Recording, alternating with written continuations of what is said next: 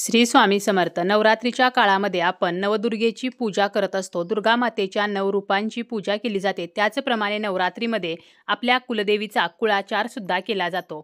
आपली कुलदेवी ही आपल्या कुळाचे रक्षण करत असते आणि जर आपल्यावरती कुलदेवीचा आशीर्वाद असेल तर आपली प्रगती ही निश्चितपणे होत असते.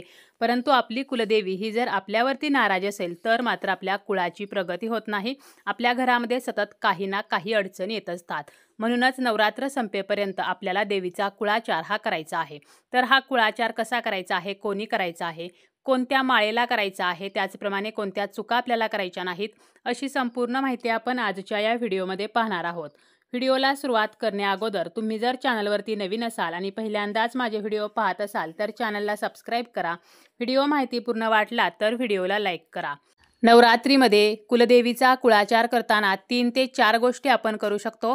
या सर्वच्या सर्व गोष्टी आपण केल्या तरीसुद्धा चालतील किंवा जरी आपल्याला सर्व गोष्टी करणे शक्य झाले नाही तरीसुद्धा कुळाचार म्हणून आपण 1 किंवा 2 गोष्ट जरी केली तरीसुद्धा आपली कुलदेवी ही आपल्याला आशीर्वाद देत असते. त्यापैकी पहिली गोष्ट आहे ती म्हणजे कुमारिका पूजन म्हणजे कन्यापूजन. आपण कन्यापूजन हे नवरात्रीमध्ये करत असतो. कन्यापूजनाला अत्यंत धार्मिक महत्त्व आहे. कुमारिकांना साक्षात देवीचे रूप मानले जाते आणि त्यांचे पूजन केल्याने आपली कुलदेवी ही प्रसन्न होत असते. आपल्या घरातील दारिद्र्य नष्ट होत असते आणि आपल्या घरामध्ये सुखसमृद्धी येते. त्याचप्रमाणे आपल्याला चांगल्या आरोग्याची प्राप्ती होत असते. कन्यापूजन हे कधी करायचं आहे तर आपण हे अष्टमी तिथीला करायचे असते. परंतु आपण हे पंचमी किंवा नवमी तिथीला केले तरीसुद्धा चालते. अष्टमी तिथीला हे पूजन करणे म्हणजे नवरात्रीच्या 8व्या माळेला कन्यापूजन करणे हे अत्यंत खास मानले जाते. परंतु जर आपल्याला काही कारणाने अष्टमी तिथीला हे पूजन करणे शक्य होणार नसेल तर मग आपण पंचमी तिथीला करू शकतो किंवा नवरात्रीचा शेवटचा दिवस म्हणजे नवमी तिथीला केले तरीसुद्धा चालेल. यावर्षी अष्टमी तिथी ही 30 सप्टेंबरला आहे आणि नवमी तिथी ही 1 ऑक्टोबरला आहे. नवरात्र 10 दिवसांची आहे. त्यामुळे आपल्याला नवमी तिथीला जर करायचे असेल तर 1 ऑक्टोबरला करायचे आहे आणि अष्टमी तिथीला जर कन्यापूजन करायचे असेल तर 30 सप्टेंबरला करायचं आहे. कन्यापूजन करताना आपण 9 कन्यांचे पूजन करू शकतो. 9 कुमारिकांना घरी बोलावू शकतो. परंतु जर 9 कुमारिका आपल्याला मिळाल्या नाहीत तर आपण 5 जणींना सुद्धा घरी बोलावून कन्यापूजन करू शकतो आणि अगदी आपण एका कन्येचे जरी पूजन केले तरीसुद्धा चालेल.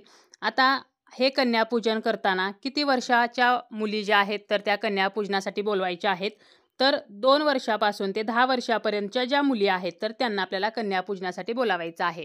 ज्यांना मासिक धर्म येत आहे तर अशा मुलींना मात्र कुमारिका पूजनासाठी बोलवायचं नाही. ही आपल्याला चूक करायची नाही. ज्या मुलींना मासिक धर्म येत नाही तर अशाच मुलींना बोलावायचं असतं. त्यामुळे आपल्याला 2 ते 10 वर्षापर्यंतच्या ज्या मुली आहेत तर त्यांना बोलावायचं आहे. 2 वर्षाची कन्या ही कुमारिका रूपामध्ये असते आणि तिचे पूजन केल्याने दारिद्र्य संपते. 3 वर्षाची कन्या ही त्रिमूर्ती रूपात असते. तिचे पूजन केल्याने सुखसमृद्धी लाभते.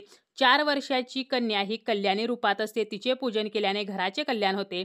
5 वर्षाची कन्या ही रोहिणी रूपात असते आणि तिचे पूजन केल्याने घराचे आजारपण संपते. 6 वर्षाची कन्या कालिका रूपात असते. तिचे पूजन केल्याने राजयोग प्राप्ती होते. 7 वर्षाची जी कन्या आहे तर ती चंडिका रूपात असते. तिचे पूजन केल्याने ऐश्वर्य लाभते. 8 वर्षाची कन्या ही शांभवी रूपात असते. तिचे पूजन केल्याने विजय प्राप्ती होते.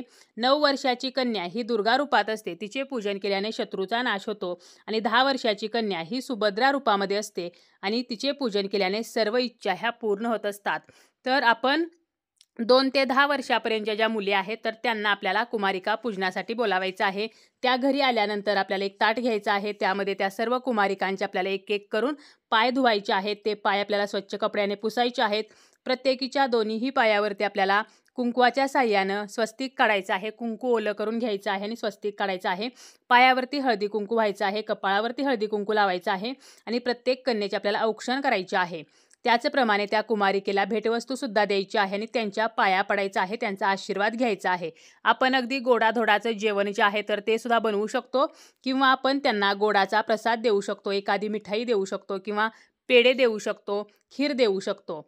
आणि भेटवस्तू म्हणून मग आपण टिकलीचं पॉकेट, नेलपेंट, मेहंदी कोन, रुमाल किंवा एखादी अगदी शाळेमध्ये उपयोगी पडणारी वस्तू जरी दिली तरीसुद्धा चालेल. अशा प्रकारे थोडक्यात हे कन्यापूजन जे आहे तर ते कुळाचार म्हणून करायचे आहे. दुसरी गोष्ट केली जाते ती म्हणजे देवीची ओटी भरली जाते. दुर्गा देवीची तर आपण ओटी भरतच असतो. त्यासोबतच आपल्याला कुलदेवीची सुद्धा ओटी भरायची आहे. कुलदेवीची ओटी जर आपण मनोभावे भरली तर आपली आध्यात्मिक उन्नती होत असते. आपल्या घरामध्ये जरी आपण अखंड दिवा लावलेला नसेल, घटस्थापना केलेली नसेल, तरी सुद्धा आपण कन्यापूजन जसे करू शकतो, त्याचप्रमाणे कुलदेवीची ओटी सुद्धा भरू शकतो. आपल्या देवघरामध्ये ही ओटी आपण भरू शकतो किंवा मूळस्थानी जाऊन भरू शकतो. जरी मूळस्थानी जाणे शक्य नसेल, तरी देवघरामध्ये अवश्य ही ओटी आपल्याला भरायची आहे. कारण जेव्हा आपण देवीची ओटी भरत असतो, तर त्यावेळेला एक प्रकारे आपण आदिशक्तीची ओटी भरत असतो. यामुळे घरामध्ये धनधान्याची वृद्धी होते, सुखसमृद्धी येत असते. आता आपण ही ओटी भरताना साडीने ही ओटी भरायची आहे. कारण कुलदेवीची ओटी आपण वर्षातून एकदा किंवा दोनदाच भरत असतो. त्यामुळे साडीने ओटी भरायची आहे. साडी जी आहे तर ती काठपदराची नऊवारीच घ्यायची आहे. त्यावरती आपल्याला खण घ्यायचा आहे. त्याचप्रमाणे नारळ घ्यायचा आहे. नारळ हा वापरलेला नसावा किंवा सोललेला सुद्धा नसावा. व्यवस्थित नवीनच नारळ घ्यायचा आहे. यानंतर हळदी कुंकवाच्या पुड्या, सुपारी, हळकुंड, बदाम, खारीक, वेलची, त्याचप्रमाणे खोबऱ्याचा तुकडा किंवा खोबऱ्याची वाटी, तर हे साहित्य ओटीमध्ये असायला हवं. एक सौभाग्यवान ठेवायचं आहे. यामध्ये आपण बांगड्या ठेवू शकतो किंवा हळदी कुंकवाचा करंडा, टिकली पॉकेट किंवा छोटासा आरसा, तसेच वेणी किंवा गजरा ठेवायचा आहे किंवा आपण अगदी फुले ठेवली तरी सुद्धा चालतील. दक्षिणा ठेवायची आहे. दक्षिणा आपण यथाशक्ती ठेवू शकतो. 11 रुपये, 51 रुपये, 101 किंवा अगदी 501 रुपया सुद्धा आपण ठेवू शकतो. त्याचप्रमाणे 1 किंवा 5 फळे आपल्याला ओटीसाठी लागणार आहेत आणि आपल्याला तांबूलसुद्धा देवीला अर्पण करायचं आहे. तर अशा प्रकारे आपल्याला ही ओटी भरायची आहे आणि जी महिला ओटी भरणार आहे, तर तिनं काय करायचं आहे, ही ओटी अगोदर ताटामध्ये तयार करायची आहे. ते ताट जे आहे तर ते उचलून आपल्या छातीजवळ न्यायचं आहे आणि यानंतर आपल्याला म्हणायचं आहे की मी तुझी मनोभावे ओटी भरत आहे, तर ही ओटीचा तू स्वीकार कर. ओटीमध्ये काही जर कमी जास्त झाले असेल तर क्षमा कर, असं म्हणून हे ताट जे आहे तर ते पुन्हा खाली ठेवायचं आणि ही ओटी देवीच्या चरणी आपल्याला अर्पण करायची आहे. तर अशा प्रकारे ही ओटी जी आहे तर ती भरायची आहे. आता ही ओटी कशी भरावी याचा इन डिटेल व्हिडिओ सुद्धा आपल्या चॅनलवरती आहे, तर तो सुद्धा तुम्ही पाहू शकता. ओटी जी आहे तर ती आपल्याला सप्तमी, अष्टमी किंवा नवमी तिथीला भरायची असते. म्हणजे नवरात्रीच्या 7व्या माळेला, 8व्या माळेला किंवा 9व्या माळेला आपण ही ओटी जी आहे तर ती भरू शकतो. घरातील कर्त्या स्त्रीने ही ओटी भरावी किंवा कोणत्याही महिलेने ही जरी ओटी भरली तरी काहीही हरकत नाही. याचप्रमाणे कुळाचार म्हणून आपण आपल्या घरामध्ये हवन सुद्धा करू शकतो. हवन जे आहे तर ते अष्टमी किंवा नवमी तिथीला आपल्याला करायचे आहे. जरी आपण घट बसवलेले नसतील, अखंड दिवा लावलेला नसेल, काहीही केले नसेल आणि आपल्याला जर हवन करण्याची इच्छा असेल, तर निश्चितपणे आपण हवन जे आहे तर ते कुळाचार म्हणून करू शकतो. सायंकाळच्या वेळेला आपल्याला हे हवन करायचं आहे. तर अशा प्रकारे आपण कुळाचार म्हणून देवीची ओटी भरू शकतो, हवन करू शकतो आणि कन्यापूजन सुद्धा करू शकतो. परंतु आता हे सर्व करत असताना आपल्याला मनोभावे करायचं आहे. ओटीमध्ये कोणत्याही प्रकारच्या तुटक्या फुटक्या वस्तूंचा वापर करायचा नाही किंवा काळ्या रंगाचा खण किंवा काळ्या रंगाची साडी ओटीमध्ये वापरायची नाही.